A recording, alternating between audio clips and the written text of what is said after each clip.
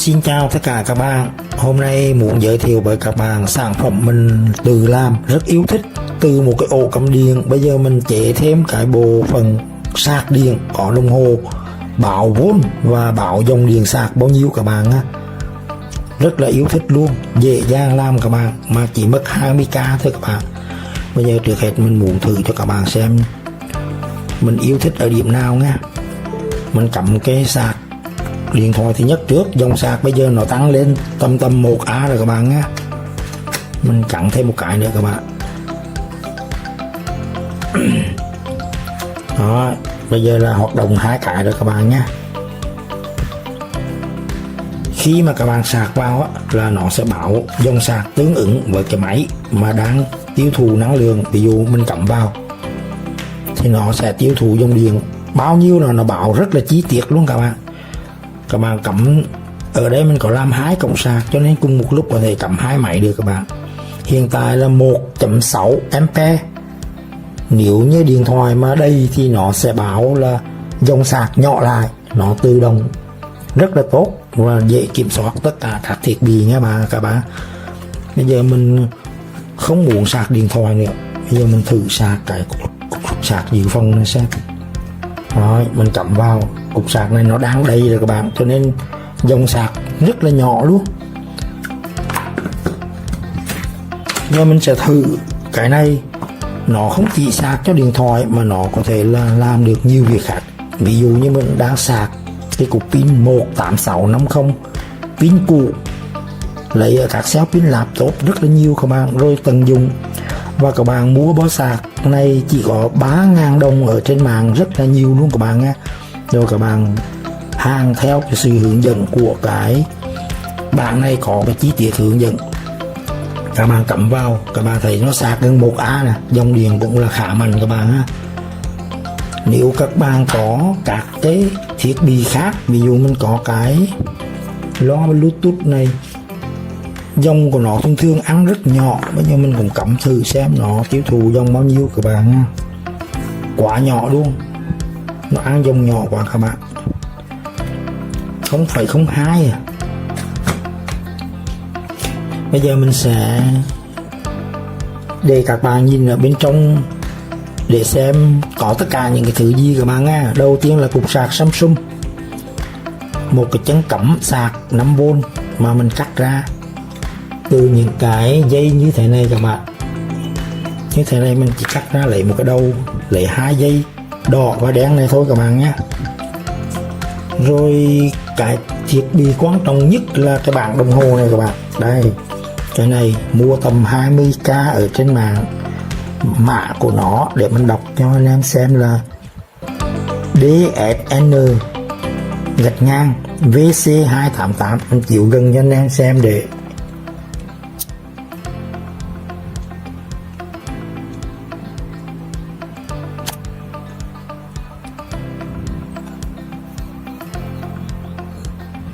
DSN VC288, mua 20k ở trên mạng, rất nhiều các bạn nhé, rất là rẻ nữa.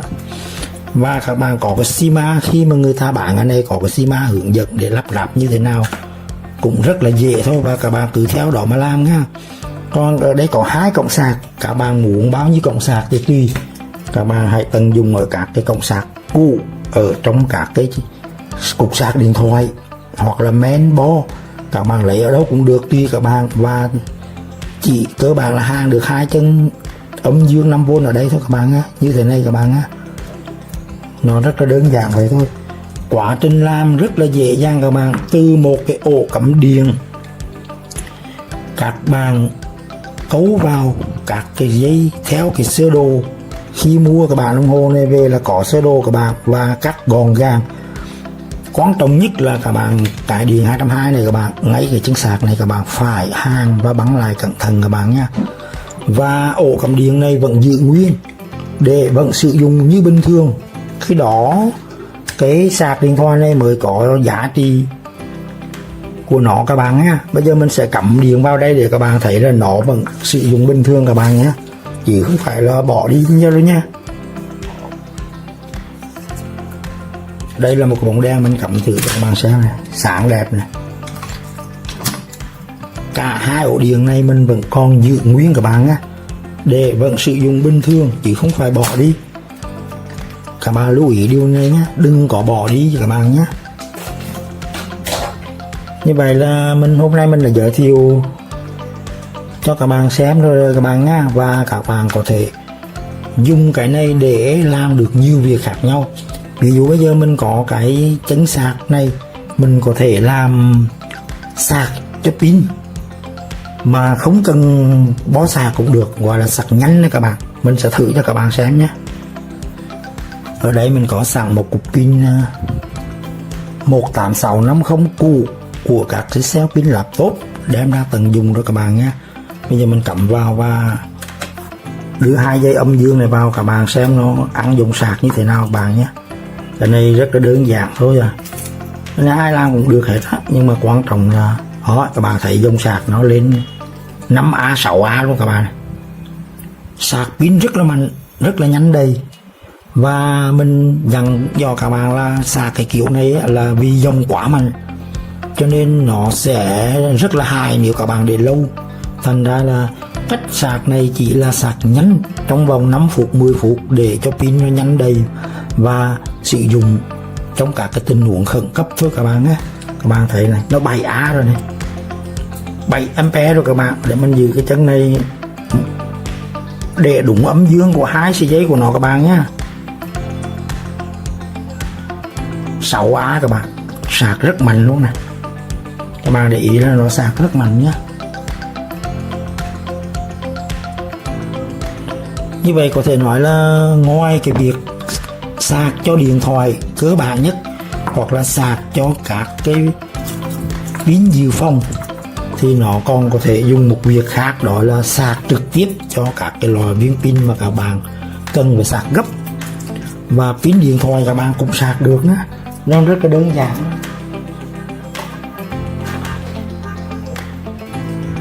Cuối cùng mình có cái cục sạc dự phòng này, mình sẽ sạc thử để các bạn xem.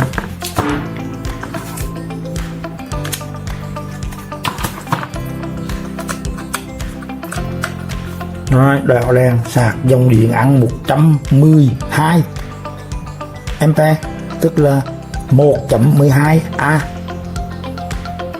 Đèn sáng chớp các bạn này. Rõ ràng là nó được dùng vào được rất nhiều việc các bạn nhé, rất là tiện lợi. Bây giờ các bạn quan sát một lần nữa một ổ cắm điện các bạn nhé, mà mình đã chế biến thành cái cục sạc điện thoại và vừa dùng ổ cắm điện, vẫn là sạc cho vi tính, laptop hoặc máy bình thường các bạn nhé. Nhưng mà thêm cái này để quản lý tất cả các cái dòng sạc cho tất cả các cái điện thoại mà các bạn muốn, sạc cho pin mà các bạn có thể kiểm soát được dòng. Ví dụ như cái này mình rất là thích nè, vì mình có thể kiểm soát được dòng sạc của viên pin. Khi nó đang đỏ như thế này là chưa đầy và nó bảo là 1,5A, như vậy là pin đang còn bị đói, chưa no và cần sạc một thời gian là 1 giờ hoặc 2 giờ đồng hồ nó mới có thể đầy được các bạn. Thôi về mình xin dừng video ở đây các bạn nhé. Các bạn cố gắng làm được như mình thành công và có thể nói là làm đẹp hơn mình nhé. 2 cổng này các bạn làm 4 cổng hoặc là ở bên này cũng được, tùy các bạn nhé. Chào tất cả các bạn nhé. Hôm nay mình sẽ hướng dẫn chi tiết cụ thể từng cái bước để các bạn thiết kế cái ổ cắm điện sạc được như thế này các bạn nha. Mình sẽ chỉ dẫn cụ thể cho các bạn để các bạn dùng được cái ổ cắm điện này ở trên bàn hoặc là các bạn để ở đâu đó tùy các bạn nha. Bây giờ chi tiết ở bên trong như thế này, làm như thế nào, lắp ráp như thế nào, tổ trúc của nó ra sao, rồi các bạn tiếp tục theo dõi mình chi tiết nha. Muốn làm cái này các bạn chuẩn bị cho mình mấy cái dụng cụ cơ bản sau: đồng hồ mua trên mạng Shopee 25k các bạn nha. Các bạn cắm 2 cái rắc này vào để tư thế sẵn sàng. Một sợi dây sạc điện thoại bình thường các bạn cắt ra, bỏ 2 sợi màu trắng màu xanh và chỉ lấy màu đen với màu đỏ. Màu đỏ này 5V cộng 5V, màu đen này là 0V hoặc là âm 5V. và một cái chân cắm sạc để cắm cái dây sạc vào các bạn nha. Cắm dây sạc này vào này để tiến hành sạc các bạn nha. Nếu các bạn muốn 2 cái 3 cái thì các bạn làm và mắc song song ở dưới này, chân âm chân dương 5V vào các bạn nha. Rồi các bạn bắt đầu nối tiếp nha. Bây giờ hướng dẫn các bạn cấu dây như thế nào để mà sử dụng được cái đồng hồ đó này các bạn nha. Các cái dây nhỏ đen vàng đỏ các bạn cấu như thế này nha. Màu vàng với màu đỏ cấu chung với nhau vào sợi dây dương 5V của cái chân cắm sạc điện thoại di động 5V này nha. Dây màu đen thì các bạn câu vào dây màu đen của cái dây sạc 5V này các bạn. Dây màu đen lớn các bạn cũng câu vào mũi âm này luôn các bạn nha. Các bạn nhìn kỹ nha. Còn dây màu đỏ chính là các bạn câu vào chân âm của cái chân sạc chuẩn bị ra để sạc cho điện thoại di động. Bây giờ các bạn nhìn kỹ lại cái cách mình câu nha, rất đơn giản, bây giờ mình để như vậy chứ chưa hàng đâu nha. Dây sạc này các bạn cắt ra 4 sợi, bỏ màu trắng, bỏ màu xanh và chỉ giữ lại màu đen và màu đỏ. Đen là âm, đỏ là dương 5V và các bạn câu như thế này nha. Sau đó các bạn chỉ việc cắm cái này vào cái cục sạc và sẽ cấp nguồn cho cái này và đồng thời sử dụng qua cái này được các bạn nha. Rồi một lần cuối mình muốn các bạn quan sát kỹ cái cách mình câu nè. Giờ mình để yên để mình chiếu video cho các bạn xem nha.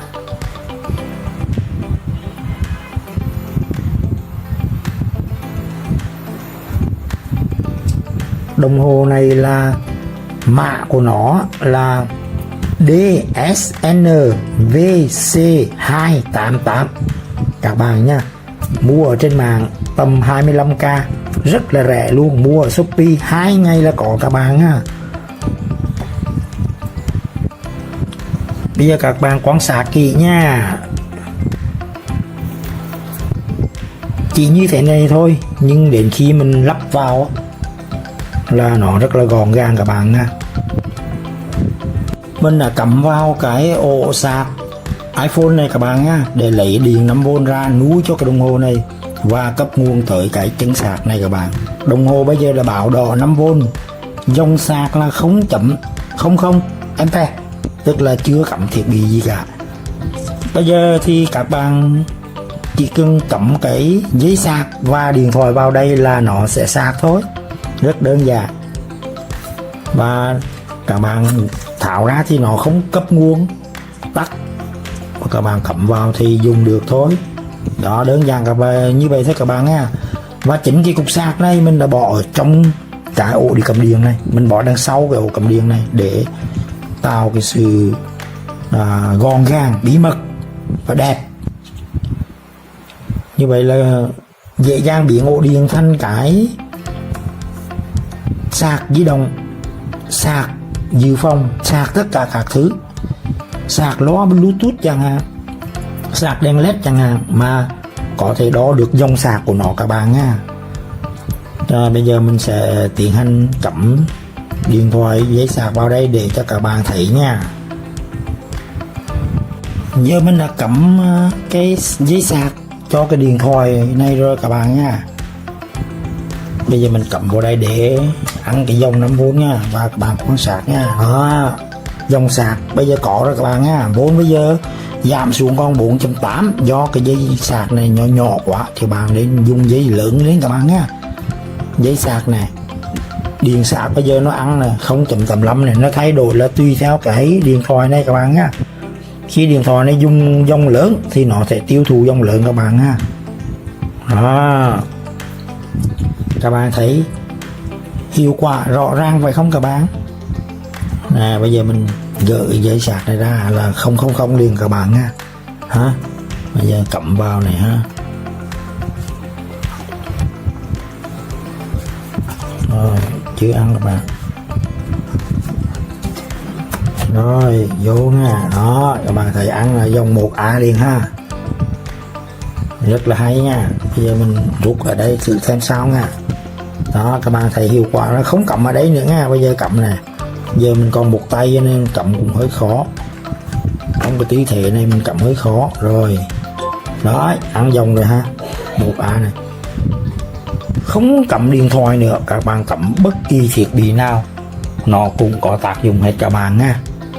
Bây giờ giả sử mình cắm một cái thiết bị khác thì nó cũng tiêu thụ một cái dòng nào đó thôi, tùy theo cái thiết bị đó công suất là lớn hay là nhỏ các bạn nha. Bây giờ mình thử nha.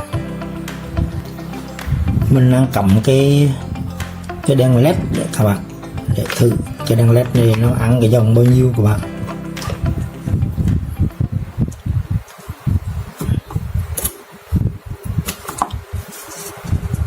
Cái này nó ăn dòng nhỏ quá đó. Khi bật sáng lên nó mới tiêu thụ điện này, tức là pin ở trong này sạc no rồi các bạn nhé. Mình tắt này, mở này, đó, dòng bây giờ mới ăn nè ha. Đó, các bạn thấy không, khi mà dòng tiêu thụ nhỏ nó cũng đọc được dòng tiêu thụ này 0,32 ampere. Pin ở đây no rồi các bạn. Khi mình thay đổi là nó dòng tiêu thụ nó thay đổi các bạn nhé. Ánh sáng, công suất. Như vậy là các bạn đã theo dõi kỹ cho cái công đoạn mà mình là giới thiệu ở đây rồi các bạn nha. Rất là đơn giản các bạn nha. Bây giờ mình quay trở lại với cái ổ cắm điện mà mình làm ở video trước các bạn nha. Ở trong này hoàn toàn mình thiết kế giống như là ở phía bên ngoài này các bạn nha. Đồng hồ này các bạn sẽ để vào vị trí nào ở trên này tùy các bạn. Các bạn để ở trước này cũng được, để bên hông này cũng được, cũng là tùy các bạn thôi nha. Còn cái cổng màu để sạc điện thoại này hiện tại mình đang để bên này thì các bạn có thể để ở trên này hoặc là ở bên này. Các bạn cứ khoét một cái lỗ tùy theo cái ý muốn của các bạn, hoặc là để bên hông này hoặc là để đằng sau này các bạn nha. Ví dụ để đằng sau này cũng được các bạn nha ha. Còn cái giấy này là các bạn cắm vào cái cục sạc này đang dạng ở bên trong ha. Các bạn dùng cái cục sạc lớn hay nhỏ thì tùy các bạn nha, mà mình khuyên là nên size lớn để nó sạc được nhiều thiết bị. Cái sạc iPhone này nó nhỏ nhưng mà cũng rất mạnh, các bạn để vào bên trong để dùng các bạn nha. Mình thì mình chọn cục sạc Samsung này các bạn nha. Cục sạc Samsung này nó cái bề dày của nó mỏng cho nên mình dán vào bên trong này là dễ dàng. Như vậy chi tiết, tất cả chi tiết để làm thì các bạn hôm nay mình giới thiệu rõ ràng rồi các bạn nha. Bây giờ mình lần cuối cùng mình xin nhắc lại là sợi dây điện sạc này các bạn lấy từ những sợi dây sạc này, các bạn cắt ngang ra, lấy trong này có 4 sợi, các bạn lấy màu đỏ và màu đen các bạn nha. Màu đỏ là dương, màu đen này là âm 5V, đỏ là dương 5V và các bạn câu như mình vậy ha. Bây giờ mình để như thế này để các bạn nhìn thấy kỹ hơn ha. Các bạn nhìn lại một lần nữa các bạn nhé. Các bạn nhìn lại một lần nữa, nhìn kỹ lại để các bạn có thể tự làm nha. Bây giờ mình video này mình sẽ cứ để như vậy để các bạn có thể quan sát và làm kỹ hơn nha. Mình chịu gần làm một tí cho các bạn thấy nha.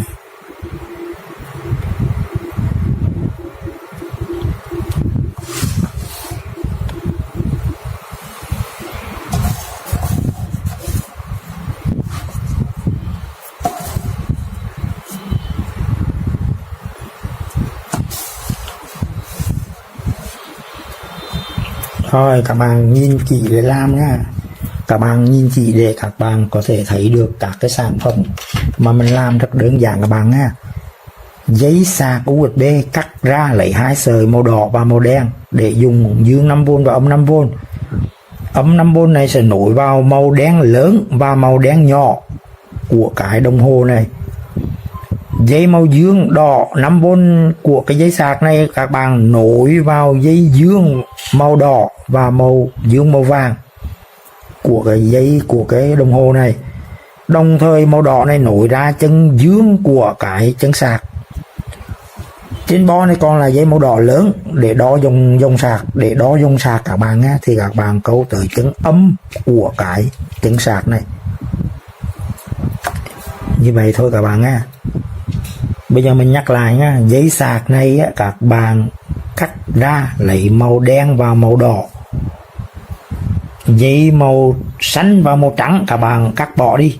Dây màu đỏ này là dương 5V của cái dây chấn sạc này.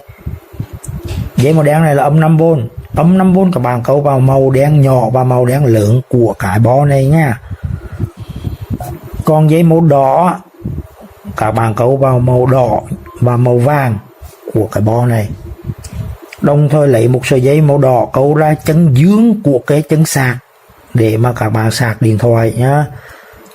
Cuối cùng dây màu đỏ lớn là dây đo dòng sạc, các bạn sẽ câu ra chân âm của cái cọc sạc này.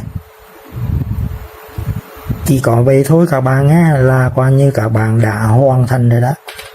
Bây giờ các bạn quan sát lên ở cái góc này nha.